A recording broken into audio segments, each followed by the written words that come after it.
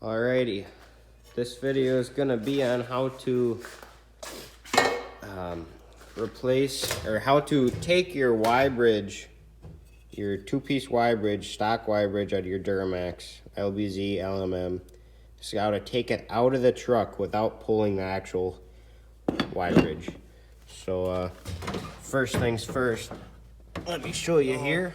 And you have a boost leak or something, usually it's gonna be this Y bridge that popped out. There's two little O-rings on there, and those will pop out, and there's nothing really holding this thing except the intake pipe, and it'll just pop out of that little hole down there.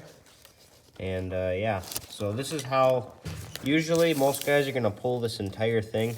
I said screw that, I am not gonna do that. That is way too hard, and I don't have a lot of time right now to do that. So basically, if it's gonna feel like it's gonna come out just fine, but it ain't. There's no way it's gonna get out of there. There's a few tricks here to get it out though. So basically, these are your two fuel lines that go to your CP3. They connect right there, as you can see, and then they bolt up.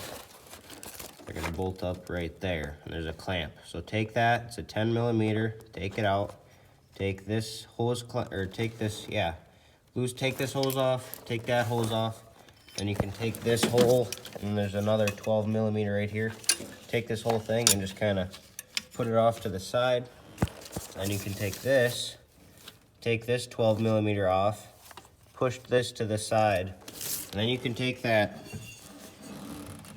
So say it's in right now, you can take the Y bridge and you can just push it out like this, twist it so this side is out of it and this side's in, and then you just kind of forcefully pull it down like this, so you're bringing that part down right here, and then you just kind of wiggle and jiggle, and eventually she'll pop out and you'll get her. So just a trick I thought I'd show you guys, since I thought I'd be pulling this, but I figured that little trick out, and it's gonna save me a bunch of time here. We'll see how it goes putting it back in. I will show you.